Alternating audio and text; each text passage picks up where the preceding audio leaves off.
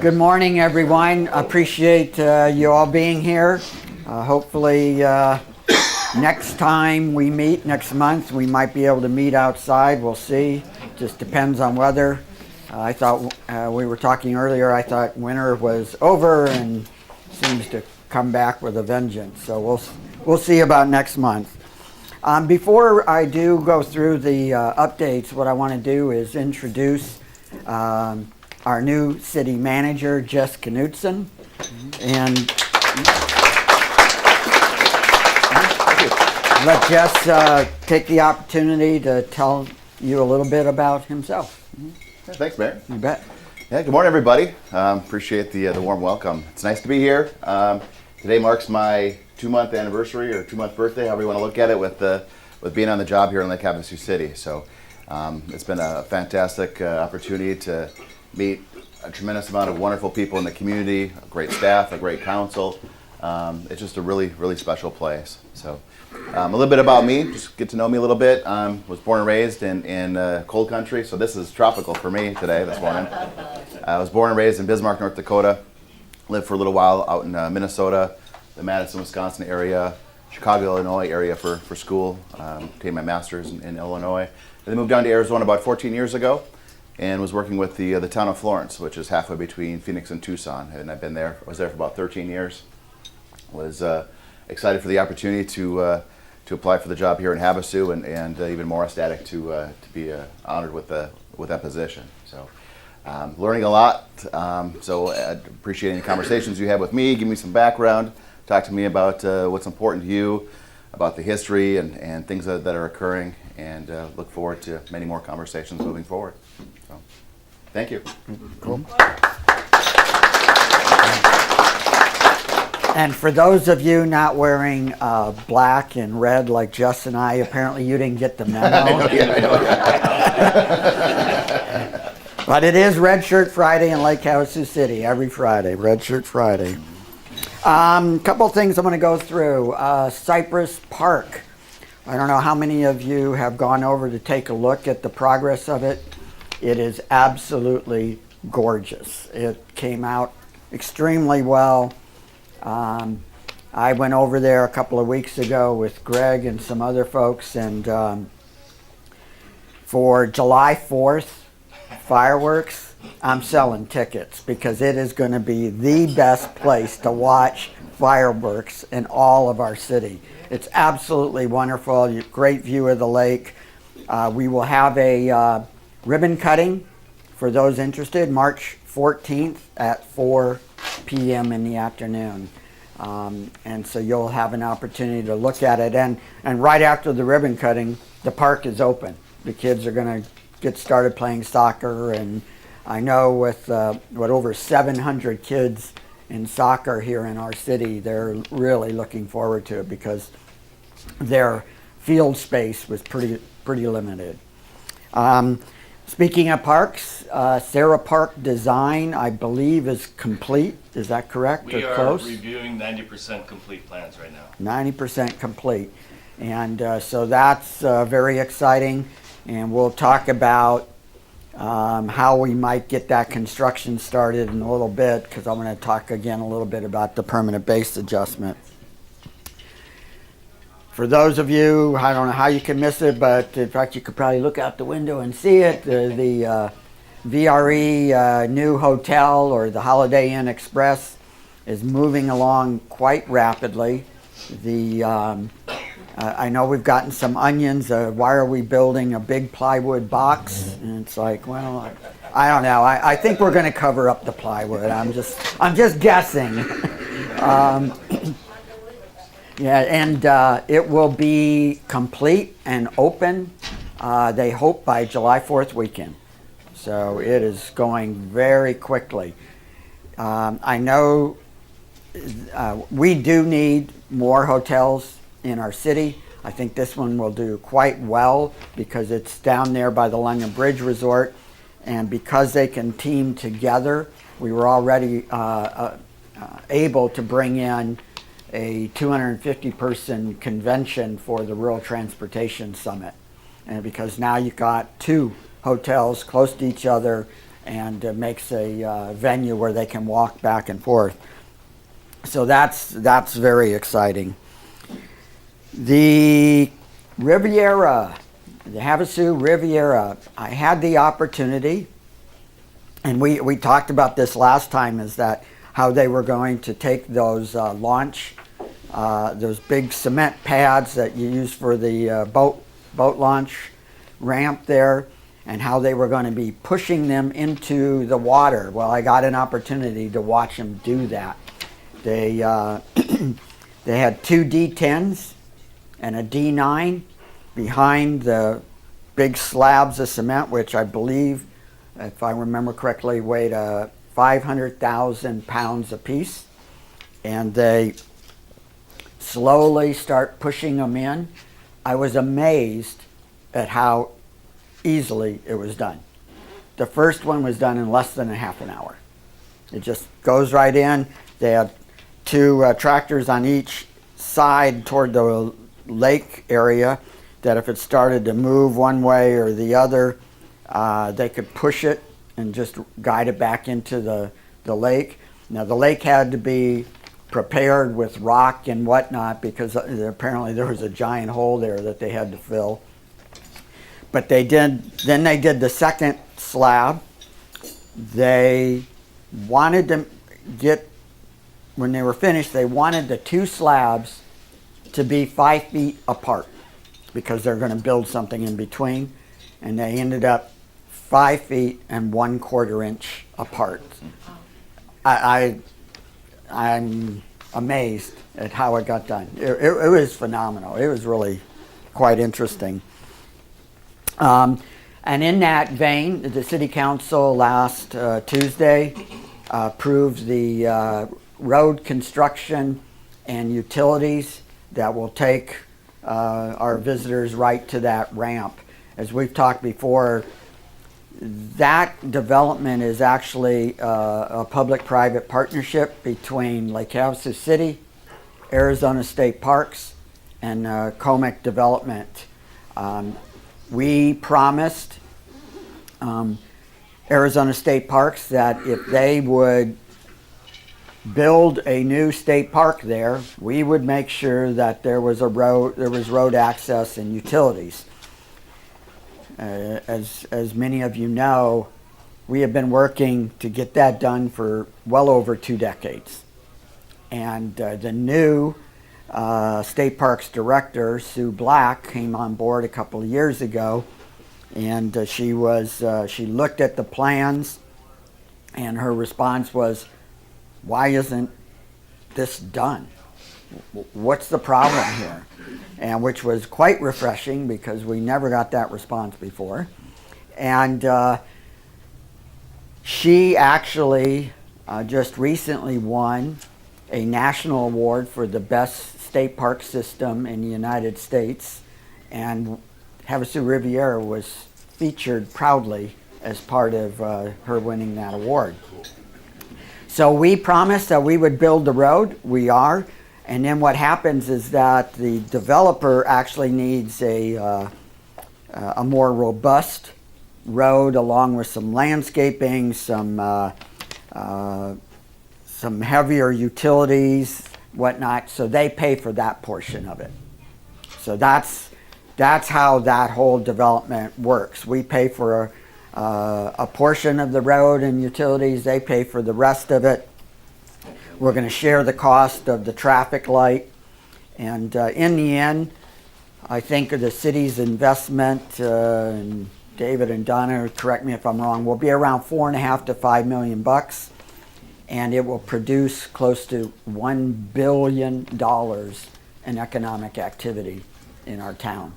The payback for us through just the collection of construction sales tax will be pretty quick. It really will. And then there'll be a restaurant that I'm sure is going to be highly successful, and there will be another hotel there as well. So all in all, it's going to be a great project, and we hope, and Greg's going to probably cringe, but we hope to have them open in October of this year.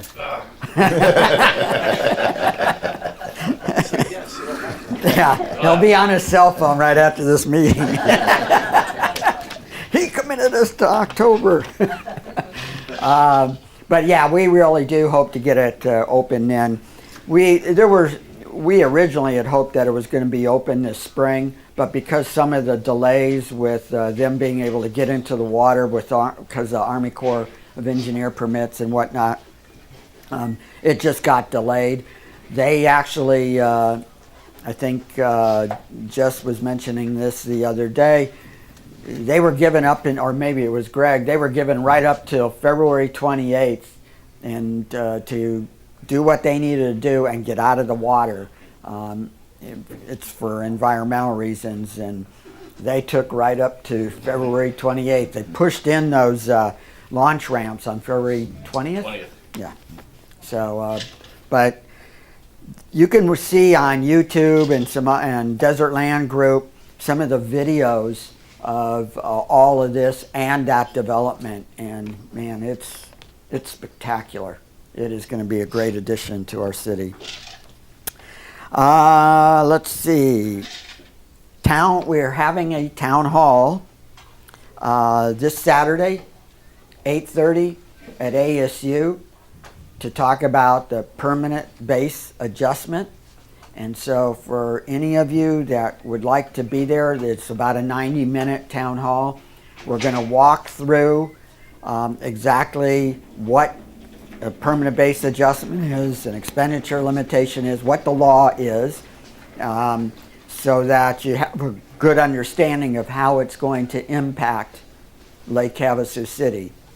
And Jess will be doing a presentation, and then Vice Mayor Sheehy and I will then be there to answer additional questions. It will have, whether you vote yes or no, it's going to have an impact on Lake Havasu City. One's good, one's not so good. That's pretty much what I'm going to say. But we're going to talk about it a little bit as well this morning. You know, you look around and you can see all the cars and the activity. Our activity in our city is phenomenal. I went to the Builders Association dinner on Wednesday, and every one of them said, we're swamped. It's just, they're busy, everything's going on. It's all good. That's the really nice thing. And in fact, Greg was telling me, and he told our staff yesterday, that in January we had 38 new residential permits, and in the last couple of weeks, 8 commercial applications. Yes, new builds. We did 8 all of last year. So, and we had 8 in just the last couple of weeks. So things are really moving along. We continue to get phone calls from outside investors. Lake Havasu City is on the map. People are interested in it, and so, and that's a really good thing. You know, I know people get concerned about, well, if we grow too much, we are limited in our growth. And it's limited by water and land to some degree. So right now we're approaching 55,000 residents. Our build-out's 96,000. And so once we hit there, that's pretty much all the water that we have. And we're going to be very protective of that water. Many of you may have read articles or heard some rumors that the Central Arizona Project is trying to wrestle away water from the Colorado River. Well, they're not rumors, it's true. They are. One of the votes that are going to take place next week, Mojave Valley Irrigation and Drainage District, their board is going to be voting on whether or not to change their policy that allows sale of water away from the Colorado River. And I fully expect that they're going to allow that sale. And here's why. The Mojave Valley Irrigation and Drainage District is made up primarily, or for years, primarily of farmers. And they're there to manage the water for their farms and whatnot. Not too long ago, some investment banking firms or investment firms out of New York, as I understand it, purchased a couple of the water rights out of those farms. I'm sure they weren't buying those farms to farm. I'm sure they had other ideas, and they did.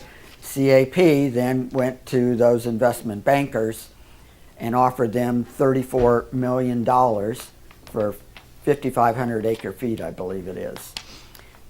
Now, not that I'm suspicious, but I kind of wonder if the Central Arizona Project contacted investment bankers back in New York and said, do we have a deal for you if you could just acquire those water rights? And so CAP is looking to buy that. They're trying to buy water from Quartzsite. And of course, our fear is that if we don't use our water allocation, that the thirst of the Phoenix area will put us in a position of having to give them up because we're not using them.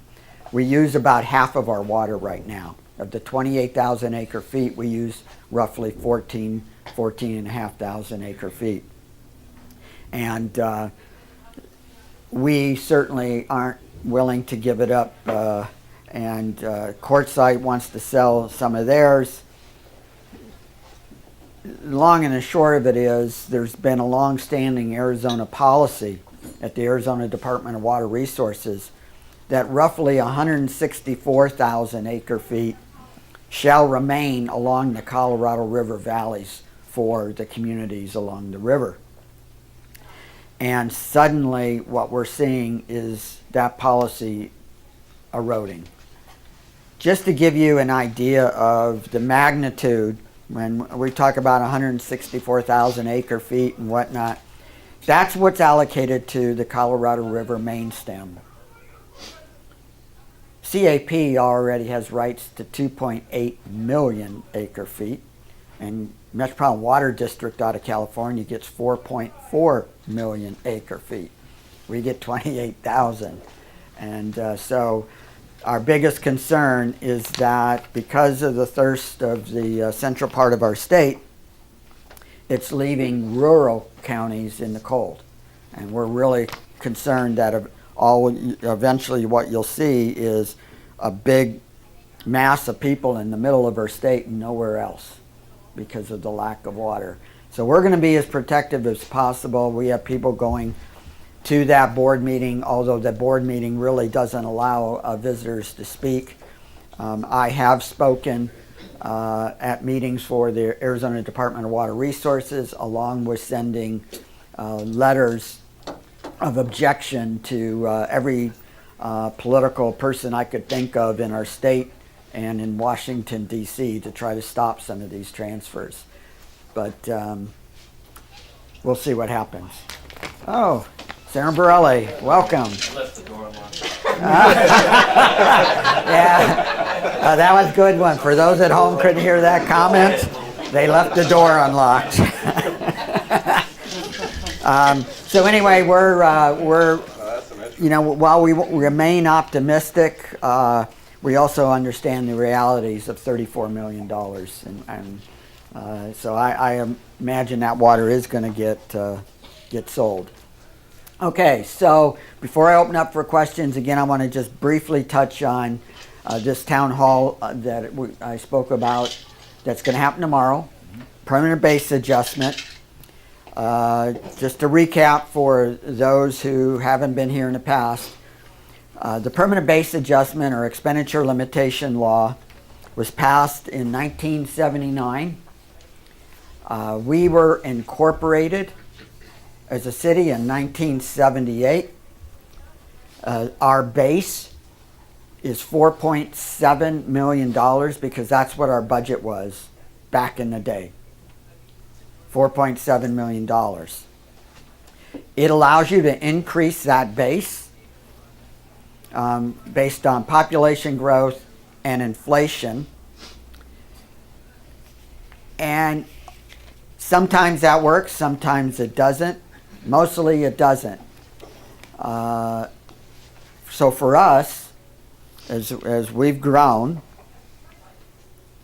we have hit what's known as the expenditure limitation, which means, according to state law, regardless of what our revenue is, we can only spend so much.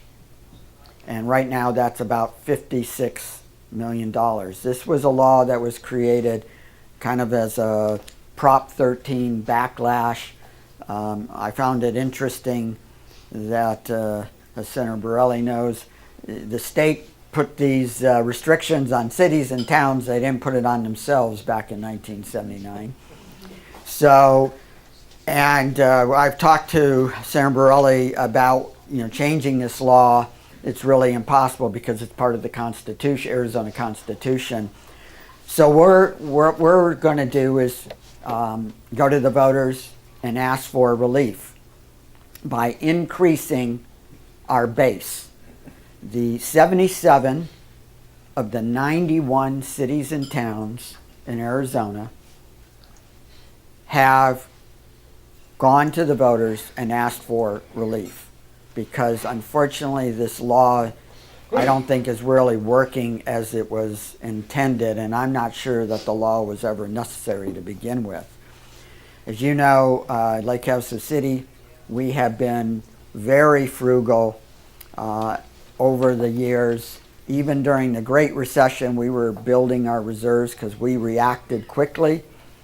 Our reserves are quite healthy, but what we really need to do was take those reserves and invest in our community. Sarah Park is one of them.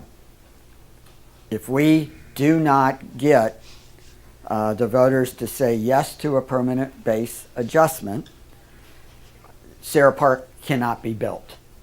It can't be improved, I should say. And in fact, we would have to cut city services throughout our city, which means possible closure of parks, less public safety personnel, because we are at our limit. In fact, the last couple of years we have been going over our limit, but because we had prior credits, because you can have credits, you can apply those to the current year. But at this point, we are out of credits, and so we either have to adjust that base and or reduce city services. And my guess is the community isn't going to be too pleased if we start cutting public safety, closing parks, etc. There's some things that we absolutely have to make sure we do, and that's water and sewer, of course. And we would like to retain, if not increase, our public safety to meet the demands of a growing population base. What we want to do is we want to take the $4.7 million base and make it $9.7 million, so that it allows us to budget based on what we have and what the needs are of this community, and it would take us to build out. We basically would never have to go back to the voters. It would take us to build out. Now, there are some people out there that might say, well, isn't it a good thing to limit the expenditures of the city? Well, it depends. If you like fewer parks, you like fewer police and fire on the street, you want to see your roads get worse than they already are, then yep, you should vote no on the permanent base adjustment, because that would be the result of all of that. But if you like the parks you have, you use them, you use the dog parks, you believe that public safety should be the number one priority in our community, then you would want to take and vote yes for the permanent base adjustment. We really think of it as modernizing the permanent base adjustment. Think about 1979 in our city. How many parks did we have? Anybody have an idea? We had 0. We have 15 now. That costs money to maintain, and that's why we have this issue. Police and fire, we only had 3 stations of fire. The personnel, I can't remember the numbers. It was pretty small. Here's a fraction of what we have now. It's a fraction, yeah, exactly. And I looked at some of the old pictures. They were pretty interesting, to say the least. But and the reason we're hitting this now is primarily because, again, the law was passed in '79. We were incorporated in '78. We didn't even have a water system. We did not have a way. We just pumped out of the wells, threw some chlorine in it, and it came into your taps. And sewer system was pretty much very small. So all of the services that you expect, we didn't have in '79. We had a lot of dirt roads, maybe a traffic light, I'm not sure. So the town has grown, and the community has told us what services they believe are important to them, and parks are one of the biggest items. Dog parks were another big item, pickleball courts, you name it. But so that's why we're going to the citizens and saying, okay, we would like to increase the base to 9.7 million from 4.7 million. And one of the things I would like to absolutely emphasize, this is not a tax increase. No way, no how. It's not a tax decrease either. So if everybody voted no, your taxes aren't going down. If you vote yes, your taxes are not going up. We don't have a revenue problem in this city. We have enough revenue for what we need to do. We just have this darn state law that interferes with what we need to do. So if you believe in local control of your budgets and not allowing the state to tell you how to manage the funds that you have paid into Lake Havasu City, then you want to make this permanent base adjustment. The impact of violating the law, they can take up to $2.5 million of your money and give it to other cities and towns. That's what would happen if we violate the law. So we would like to, again, make sure that we're going to educate the electorate over the next several months. I found it interesting that the reporter did a story on this just the other day, and toward the end of her asking me some questions, she said, well, tell me the cons of adjusting the permanent base. And I said, I don't quite understand what you mean. Tell me why you should vote no. And I said, well, why would you vote no? And she said, well, I can't think of any good reasons to vote no. That's why I'm asking you. There aren't any. There really aren't, unless you want to take the town back to 1979. And I don't think any of us do. So if you're able to make the town hall tomorrow, we'll go through a little bit more of the statistics and the realities. And for those really who want to do the math, you're welcome to do that. But effectively what it does is allows us to move a total expenditure limit of about 56 million to 116 million that would take us to build out. Just because we have a limit of 116 doesn't mean we spend 116. We'd just like to be able to spend 56.8 million. And as time goes on, obviously as revenues are available, that's why it's not a tax increase. We will budget just the way we've always budgeted. We still will have an expenditure limitation. It's called the budget. And one of the things that we want to avoid is borrowing money. That is one of the provisions in this law, is that cities and towns, we're going to limit what you spend. Well, unless you go out and borrow all the money. Then it doesn't count. That's crazy. We don't want to borrow money. We have the money in the bank, guys, and we're ready to invest in our community. And we'd like to do it without borrowing money, because that's costly. And we'd like to put in all the amenities this town desires, and to make it as beautiful as absolutely possible. And there's a number of projects on the forefront, but we can't do any of them unless we get this permanent base adjustment. All right, let's open it up for questions. Yes, sir. Mayor, I have a question. Of course. Since there's so many activities in this town, Mm-hmm. and you're talking about the spinning cap, Mm-hmm. why are we doing it on a Saturday when most of the people are gonna be elsewhere in the city and having no low attendance for you to speak what you just told us right now for the masses?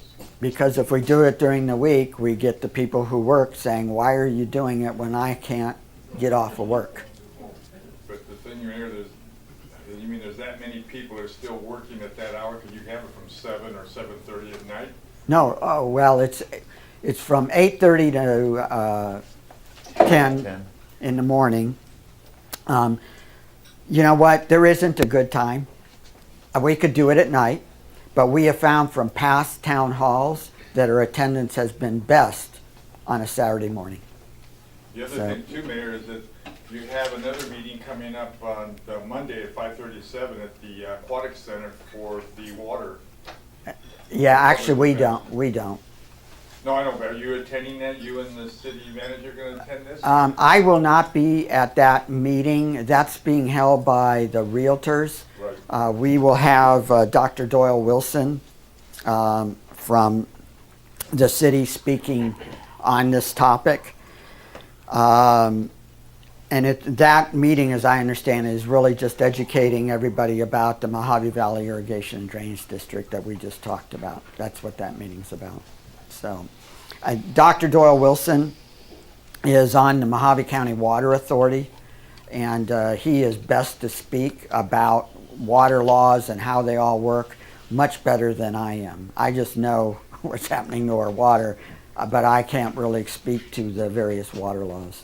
And I believe the Mojave County Water Authority attorney, I think, is going to speak too. Maureen George, maybe, not sure. So that's what that meeting is about. The realtors put that together. Other questions? Does the state have any plans to improve the highway between here and like Forsyth, or, you know, for a major highway? A major highway? South of us? Well, they're not going to build a new highway, that's for sure. What the state does have on a long-term plan is what they call I-11, which will take you from Tucson to Vegas. As part of that road is already there. I think part of Highway 93 will become I-11. We had actually talked to them about a western corridor for the state because we'd like to see commerce coming up the western part of the state. But that didn't seem to fit their plans. There was actually, not too long ago, a plan of doing a bypass around Lake Havasu City on the eastern portion so that people who just want to get up to Bullhead or Vegas or wherever more quickly, they're not going to do that bypass. The state, as Senator Borelli can tell you, funds for highways are lacking. And I know they're working on different alternatives to try to fix that. Quite honestly, gas tax is a very old model for raising revenue because you've got a lot of cars now that not only are cars getting 30, 35 miles per gallon, but you have some that they're electric. They don't pay anything toward using the highways. We do know that Highway 95 that runs through our town is coming up on its 20-year anniversary. And so I'm normally after 20 years, ADOT begins looking at significant pavement preservation. So we're hoping that they do that because the highway could use some work, no doubt about it. Mayor, what was the outcome of when you talked the last time you were here, Mhm. the last meeting? 95 between Kiowa and front of. Oh. You went to a meeting with ADOT about that, and you were trying to get them to fix that whole section up and put in a signal and so forth. Right, great question. I did meet with them. They came, the district engineer, or not the district, the state engineer came down, and we showed them what we had wanted and then how they had reduced the plans down to just a little bit of a center median, and explained to them that by just doing a little bit, you're still leaving these left-hand turn lanes going onto the highway open, and you're really not going to improve safety. Long story short, they don't disagree. They asked us to apply for a different pot of money that is competitive among other cities. And it was interesting and said, and if you can show a commitment, you'd probably be in a better competitive situation. And I said, well, how many dollars of a commitment are you talking about? Actually, it was pretty small. It was like 50 grand. So that was a no-brainer. And then our Metropolitan Planning Organization plans to contribute some of that as well. So we're in the application process right now. With any luck, we will get that award. But then they're going to kind of do it in two phases. They're going to do the initial phase starting this fall, and then roughly what they said was more likely than not 2 years later we would finish it. But if another project falls off, then we'll push that up so that the projects kind of coincide with each other. But it was a good meeting. It turned out, for those of you who don't know what we're talking about, think about Kiowa. Right now you got Hobby Lobby there, and it used to be the old Walmart shopping center. That's how everybody knows it.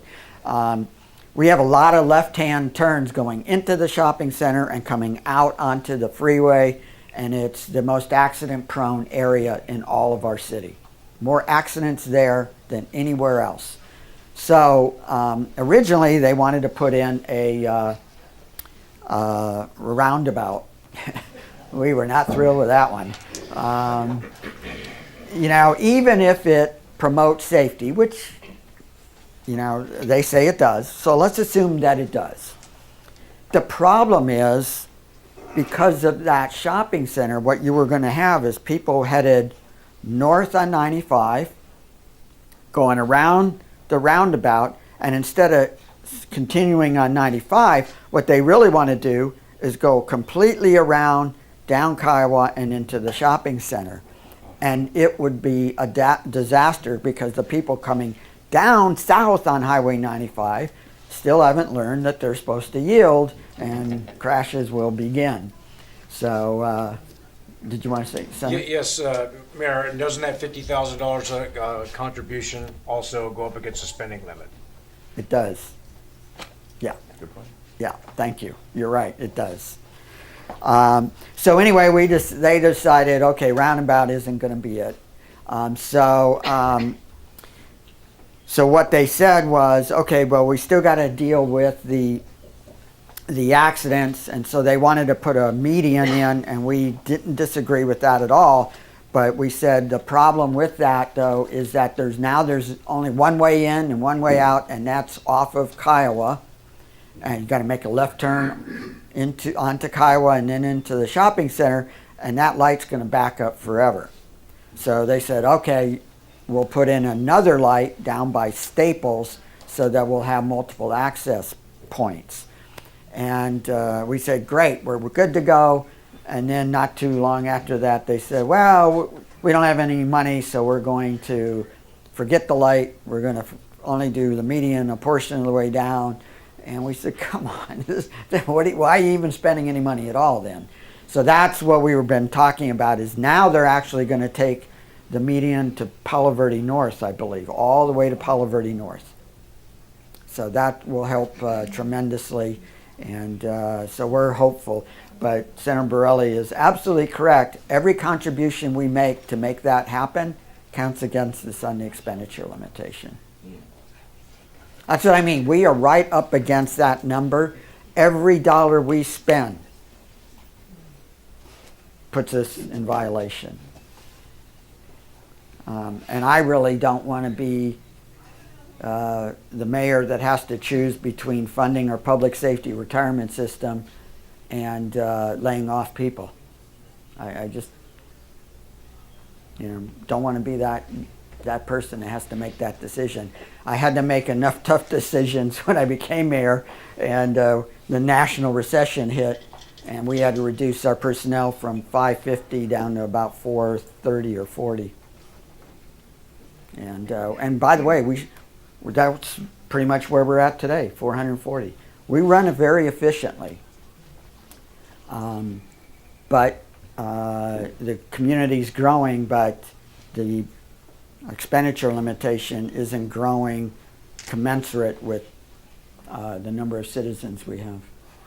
That's the other piece I wanted to mention. That formula might work if we could count year-round visitors, but we can't.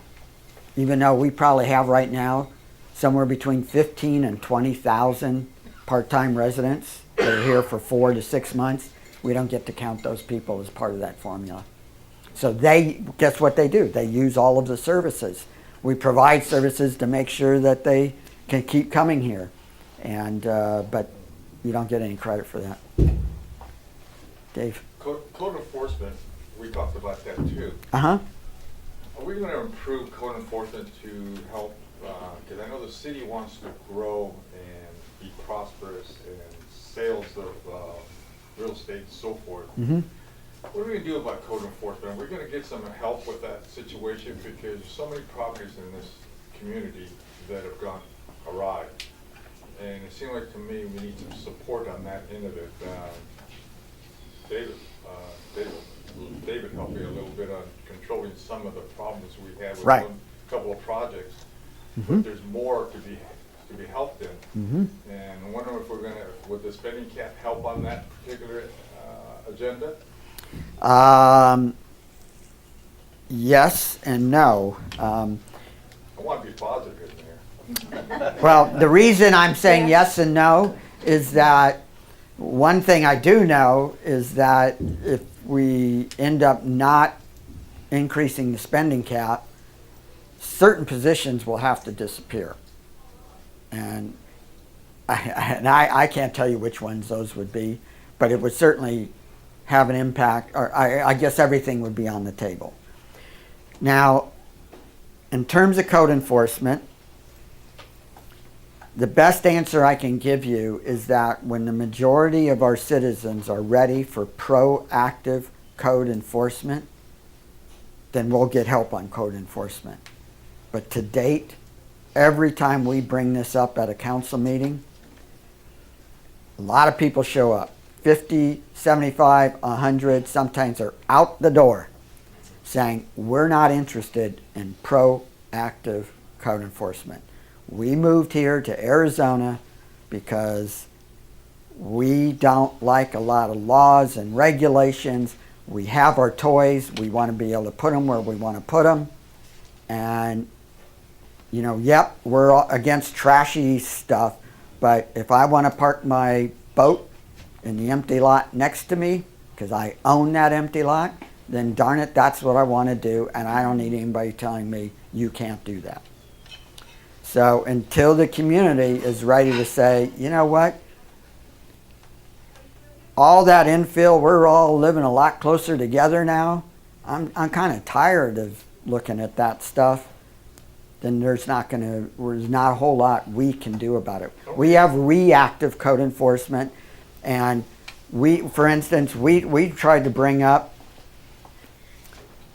limiting where you could put vehicles, boats, ATVs, you name it.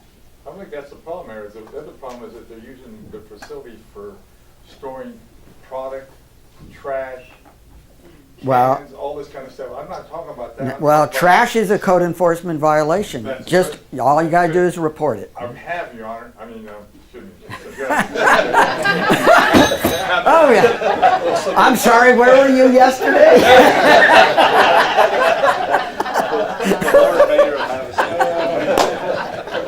A lot of content. Oh, that's funny. Well, if you're not getting satisfaction and it's truly trash, call Dave, myself, Donna, any of the council members. Okay. We'll make it That's what I'm happen. talking about. I'm not talking about their boats and their stuff like that. I'm talking about trash and not moving trailers that have storage in them and things of that nature that is an eyesore. Those are the kind of things. I mean, if a person's trying to sell their house next to a person like that, they're not gonna get the maximum dollars out of it because nobody wants to move that. I don't disagree. And if you see vehicles that are not operable, that's a violation. We Well, want to hear about it. Yeah, well, the problem is now we have a trailer out there that's flat tires all the way around. They're off the rubbers off, the tires off the rim, those kind of things. Those are the kind of things code enforcement should really push hard to get straightened out. And like I said, if that's a violation and you're not getting any satisfaction, call us because we'll make it happen. Call Jess. Sure. We'll make it happen. Yeah. Yeah, he's the new guy. Call him. Happy to help. Okay. The new moving target. Yes, sir. Sarah Park, Uh-huh. the piece of the paper about our city. The model airplanes, yeah. So you're moving them out of there? You're pushing them out? Is that- No, we're relocating them to another part of Sarah Park. But they have to pay for What? their improvements again, Well, here's, correct? yes and no. Here's where we're at on that. All of our contracts with the people that are in Sarah Park, because we have contracts with them, they, as part of their contract, it indicates that if we ever have to move them because of the master plan, we have a master plan for all of Sarah Park. And right now, many of those activities are in temporary locations. So if we have to move them to where the master plan says your permanent location is, the contracts indicate that it's at their expense. Now, what we're trying to do, having said that, is work with all the groups to find a way that we can accommodate to some degree their moves. Desert Hawks was one that I have a particular interest or feel that some relief should occur, because for years their contract actually said that if the city asks you to move, the city will pay for it, and then to be consistent with all the other contracts, it was changed. And they signed it. Don't get me wrong, we didn't just unilaterally change it. Everybody has signed these contracts. So what they did was they had spent quite a bit of money on improvements, and then the contract gets changed. And so I'm somebody that believes in equity, and so we're trying to figure out a way to assist them in getting them moved.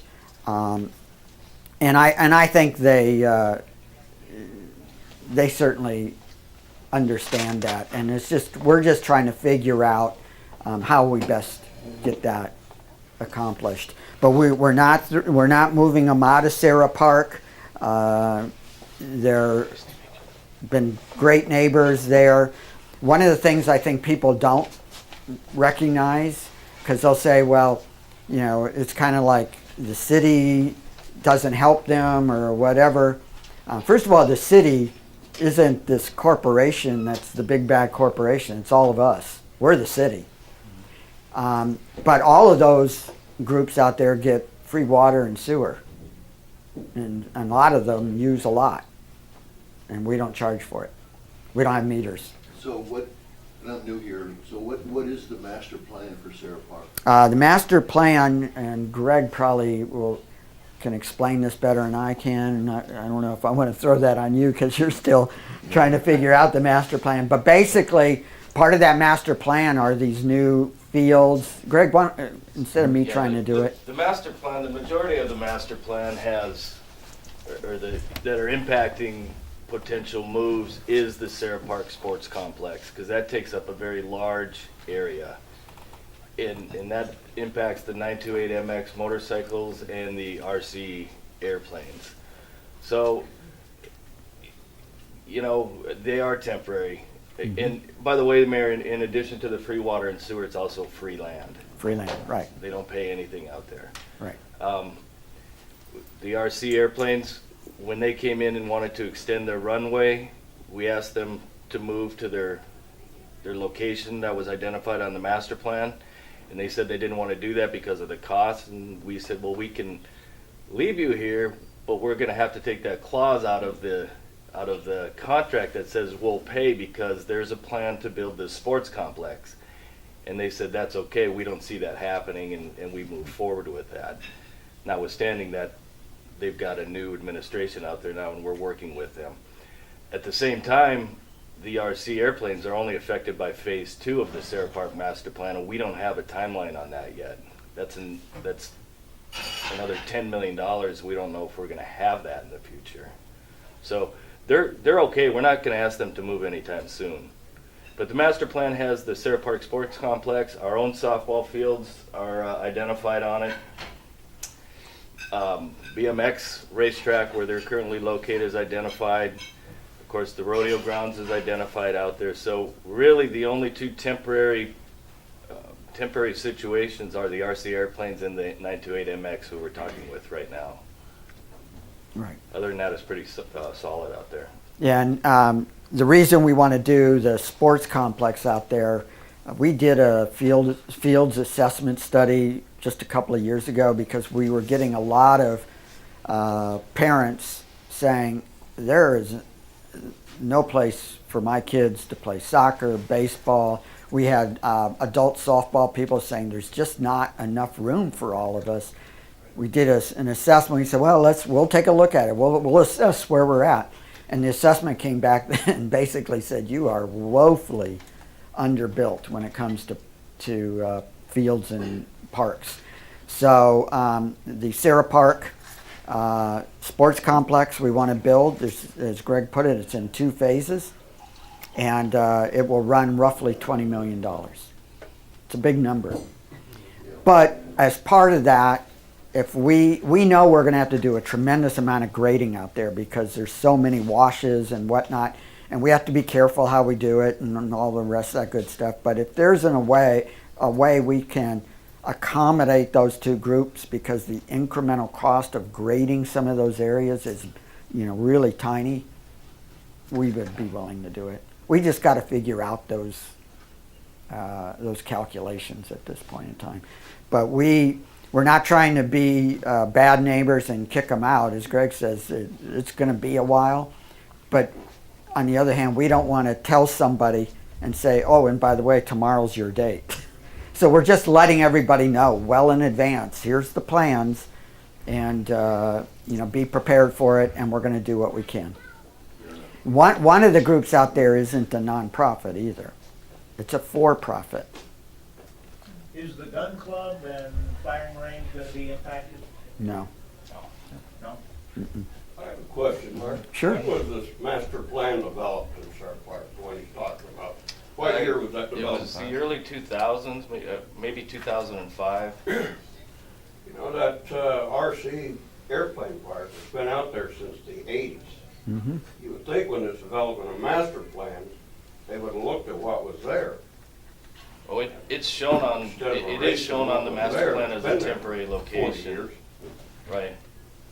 Yeah, I think a lot of it, Dub, is there's certainly consideration of where somebody's currently located, but to make it all fit, sometimes that means somebody's got to move. Yeah, the entire area at Sarah Park is dissected by natural washes, which is under the control of the Army Corps of Engineers. So we have certain size requirements for all the different uses we want out there. In the back in the early 2000s, the RC airplane group had a very small operation on an area that would suit a much larger use. So when you're master planning the area, it made more sense to put these in a small, the airplanes in a smaller area, to use that large area not impacted by the washes that we were not able to touch and develop, to use that for a larger use like a sports complex. That's how that got placed where it is. But in the end, we're going to try to figure something out. You know, we're trying to be good neighbors, but we also know that there's over 1,000 families that desire more fields. And the other thing, that part of this sports complex, the reason we're trying to do it all in one spot and whatnot is because it also attracts outside tournaments. That makes a huge difference. And some people say, oh, that's just an excuse to build 20 million parks. Look at Bullhead City. They decided to invest in soccer fields up there. They have more tournaments than you can shake a stick at. They come from all over the western United States and go to Bullhead. And I've talked to some of the adult softball and senior softball, and I said, how often do you play? Well, they play a lot, and they travel everywhere. Well, we'd like to get some of those traveling teams right here. So, and that helps pay for the $20 million investment. So, yes, sir. The Riviera project, Mm-hmm. with us putting a new street in, and this is going to be a pretty high-end development. It will be. Are we putting in street lighting onto that road, and is the new development having street lighting in the residential? I don't know the answer to that. I don't think we're putting lighting on that No. road. No. Okay, so in the Street theme of lighting, what the no. city normally goes with, we like a dark city.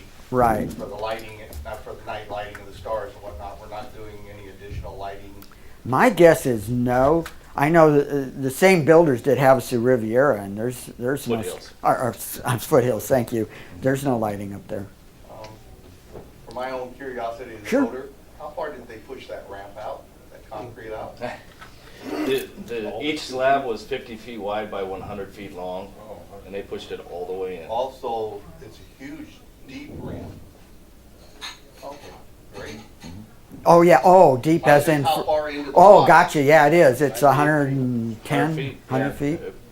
Yeah, as a boater, you know, and we use the normal ones, like I said, even at Windsor, which has really good. Sure. But they're still short. Right. And the boats nowadays on this lake, if you will, Or when long. they hit 54 footers now, they don't, they run out of launch Right. at low water time. Right. So, with Desert Storm coming up, so. Yeah. No. This is a pretty long one. And as I was indicating, just to get those ramps to settle appropriately, there was a big hole, and how many truckloads? I know it was Dub's 30 or 40 truckloads. 40 or 50, Those are high truckloads. He said it was like watching trucks pouring your money down into the lake, you know. And You know what they're designing between those two?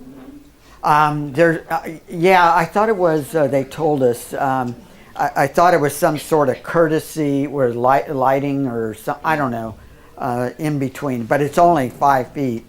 But it's some sort of, You know, Kersey Dock. yeah, where they can tie up to and that sort of thing, yeah. Load your boat. Yeah, yeah. Yeah, absolutely. Yeah, and the development itself, I think right now it's currently designed to be a gated community, isn't it? Well, Or have they gone the away from that? residential and commercial areas, yes. The main road that Well, the main we're road working isn't. on is open, but the residential areas off of that will be gated. Right. Those will be private streets. And so they'll be yeah, so they'll be, no. Yes, it's a public ramp. A public ramp, the road we're building is all public. It takes you right down to the Arizona State Park ramp. But when you get down to the residential, which is down below, that will be private, which means they have to maintain their own roads. So, no, the Arizona State Parks, absolutely public. All of that will be available to the public. There'll be a dry boat storage, there'll be a restaurant. Obviously, the hotel will be available. Why would you gate that off? Is there gonna be camping or anything like that there? They're looking at campsites, what is it, RV sites? Some, those little dry bungalows that they're. Oh, yeah. Yeah, it's gonna be a fully developed state park, similar to what Windsor's gonna look like one day. And they're also looking at possibly a very large venue, because Windsor has handled a lot of the large events, but the events are getting bigger and bigger, and so now they're trying to figure out, because they've got plenty of land there, of putting something down there.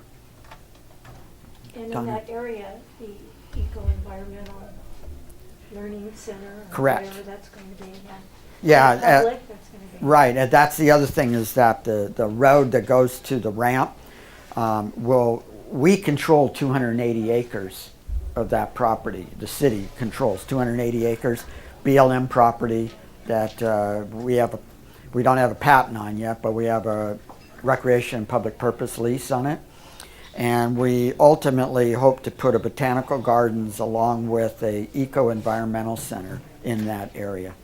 So the eco-environmental education center would be, we think, very valuable, not only for educating some of our kids and whatnot, but so that also some of these agencies along the lake can do a little bit more science about our lake and river, because we know that the lake is changing. Don't know if it's natural maturation or some other reasons, and we've got a lot of data, but it's never been historically analyzed. So that would be, that's another project. That actually is a project where we have $500,000 of funding from the America's Best Communities competition that we got second place on. Mayor, Yes, sir. the ramp itself, when they're building that, is it gonna be free to the residents, or are they gonna charge us? It's Arizona State Park. They'll be charging. Yeah, actually, the developer that's doing the residential will also run that state park for a period of time, because they're the ones putting all the money into it. So I think they get a 40-year, Yes. 40 years to, and which should be adequate to recoup their investment, but it will still be a state park. So whatever they normally charge is what, there'll be a charge. I don't know what it is, but yeah. So the only free one is Site 6, and it's for small boats. Yeah. And we thought about changing that, but boy, the small boat owners don't like that. They're like, this is the only place I can launch without having all these big boats around me. So, and we also found that the cost of making it more accessible to big boats was pretty high. So with the new state park coming in, there really wasn't the need for us to do anything with Site 6.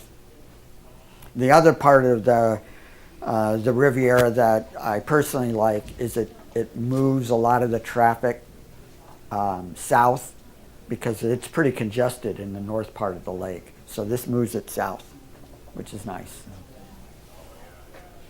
Other questions? Senator, you want to?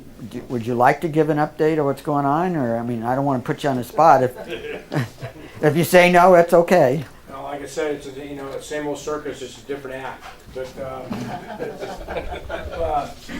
thank you. I mean, Scooch up there, will you? Stay close to the mayor. Yeah, I've got the microphone. well, I always say that the mayor ran me out of town and sent me to Phoenix. That was the only way he can get me off city council. But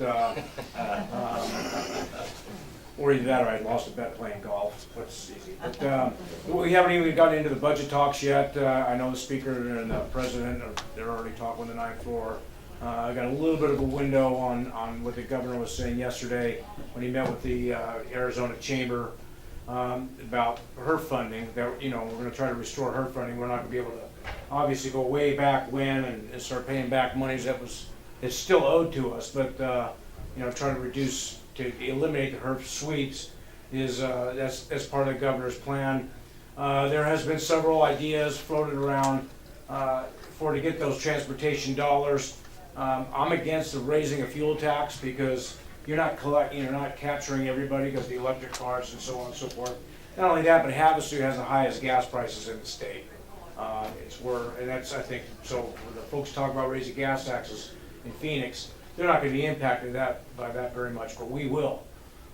So there's a lot of variables in that. I would like to adopt, a California model in how they fund their highway patrol. Their highway patrol is funded off your license plate.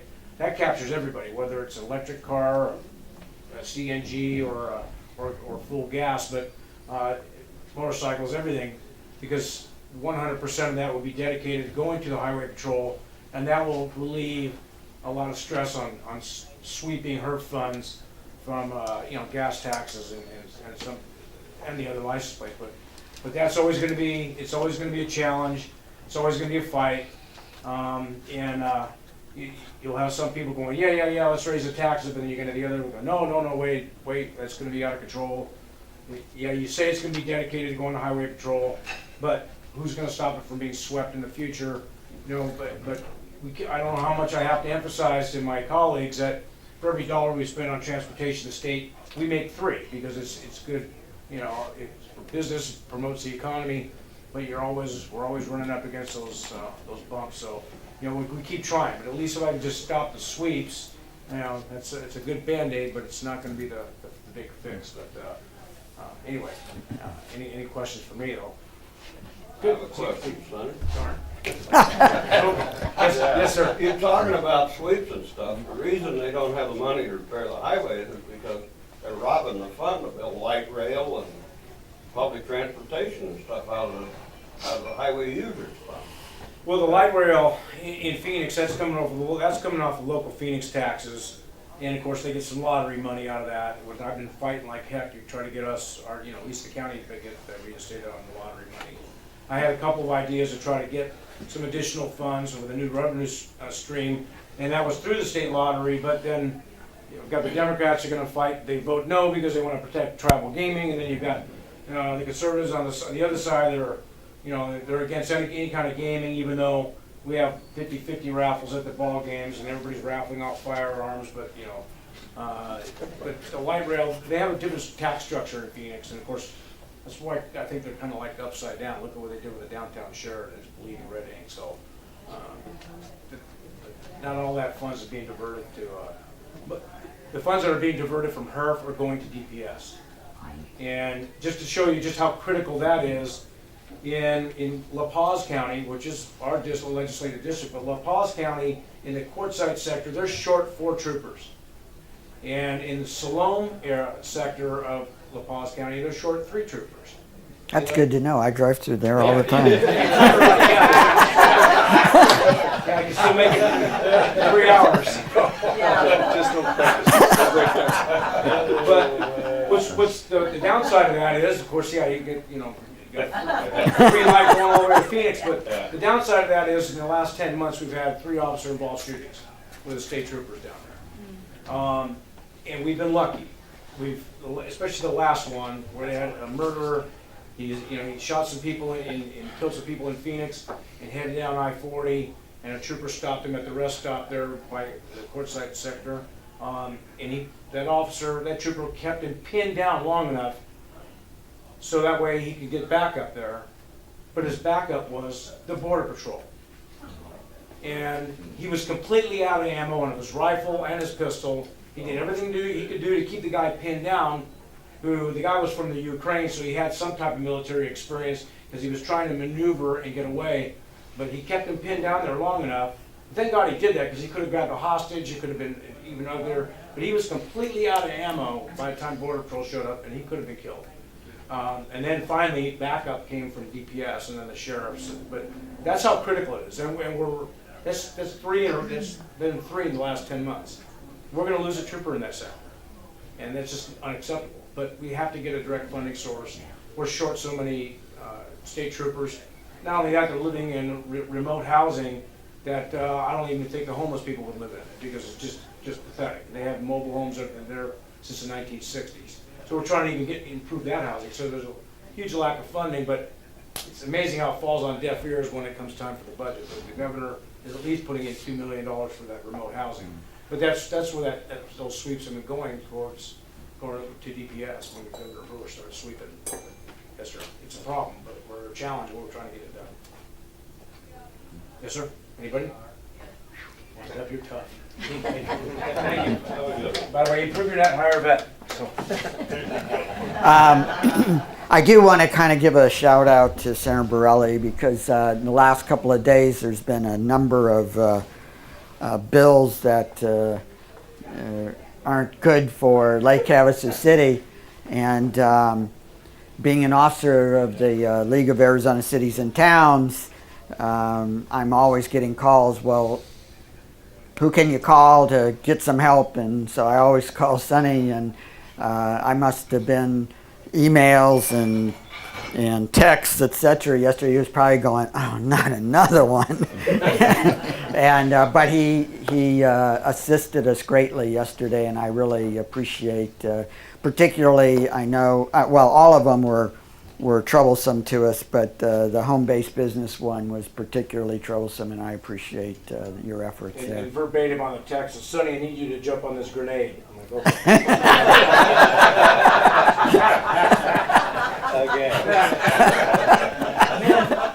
It won't hurt for very long. So he's done a great job for us, and I appreciate your efforts very much. Other questions?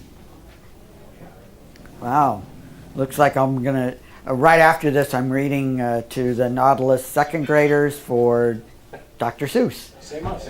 Which book are you gonna pick? Same here. What did you pick for me, Jerry? Something about 30 licks of a tiger. I can't remember what 30 licks of a tiger. Licks does it take? You're not gonna mess with my book. I memorized mine. Oh. It's a short book. Yeah. Oh, I started reading stuff. Real short. Boy, this crowd's getting tough.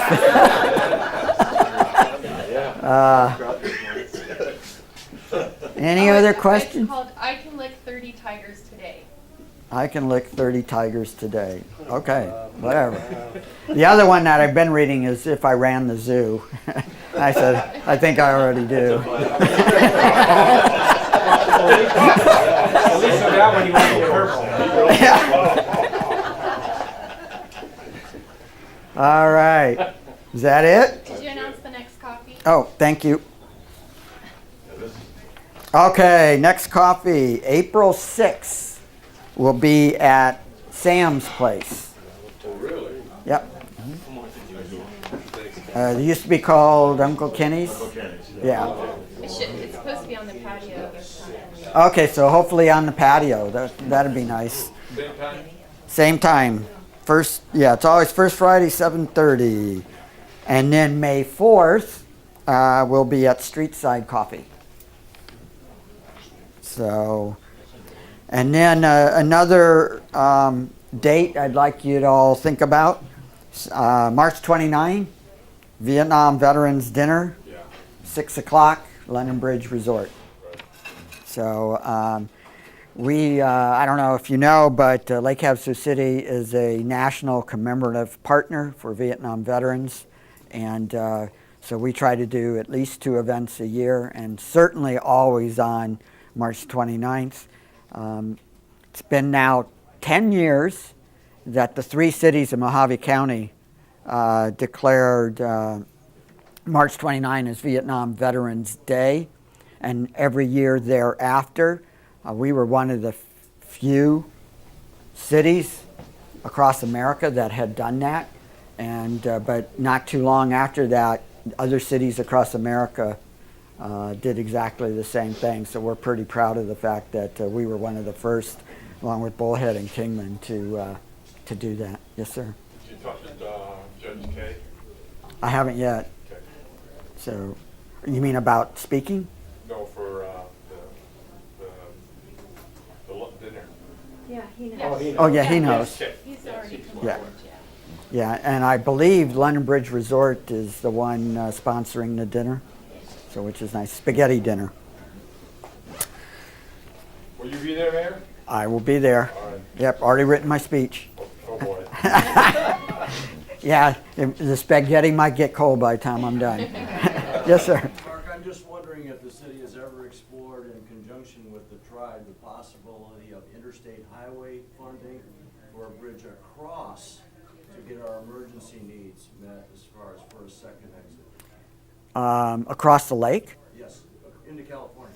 I know we've got interstate highway funding on one island and 2 islands in Hawaii that don't go anywhere, and we've got one up in Alaska that doesn't go anywhere. So I don't know that we've that avenue. yeah, I don't know that we've seriously looked at it. I mean, it's something we could certainly look at. It'd probably be done with the Chemehuevi Indian tribe. Yes, would have to be done for the tribe. Yeah, and There's some definite areas of thing though, as far as fire protection and everything else, where there's a definite symbiosis possible between the two groups. sure. As well as maybe diverting heavier traffic off of our precious London Bridge and having it come in through an interstate. Well, what we really need, but it's just so hard to do, is a second bridge onto the island itself. And as we've talked before, prior to the Great Recession, there seemed to be a lot of interest from companies to doing that and creating a toll bridge and making it easy to get off 95 and right onto it. But since then, there's not been a whole lot of interest. They're just, and really the only way that's going to work is that there's easy access from 95 onto that second bridge and onto the island. Because if you can do it lickety-split and you got to pay 75 cents or $1, who cares? Particularly our visitors who, they're already spending $600 a day. Another dollar isn't going to make any difference. But that's the trick, is being able to get there quickly and then finding the funding. All right. Well, thank you all very much for. Of course. Did you get your award yet? What Are you award? going to London to? Oh no, I'm going in May. You're going in May. Okay. I'm going to London in May for Freedom of the City. At your expense. At my expense, yeah, and the McCoys are going as well at their expense. I had to make sure the paper knew that. It's like, because boy, would I get emails and phone calls. And then the Lord Mayor of London will be visiting us in October, Right. which is pretty cool. But you won't be here in October, will you? Yeah, Oh, you will be? Oh. yeah, I'll still be mayor until the end of November. Oh, okay. Yeah, he's coming in October. They've given us some tentative dates, and I'd like to tell you what they are, but they asked us not to do that because his schedule changes regularly. But he will be coming for a couple of days in honor of the 50th anniversary of the purchase of the London Bridge. So, and if any of you are interested, go on YouTube, put Lord Mayor of London, and it tells you how you become the Lord Mayor of London. It's not the same as the mayor of the city of London. It's different. And this gentleman is Lord Mayor for 1 year. They're all 1-year terms these days. And he's expected to travel the world at his own expense. But the Lord Mayor has existed for over, not this guy, for over 800 years. So, it's really interesting how somebody becomes the Lord Mayor and how all of that works, and the history behind this 1 square mile of space in the middle of the city of London that he presides over. This 1 square mile was an area that even back in 700-800 years, when they were trying to take over that area, they couldn't penetrate it. And now they have pretty much all the financial assets they ever need right in this area. And in fact, they owned the bridge. And that's how we ended up getting it. All right, thank you all very much, and we'll see you next time.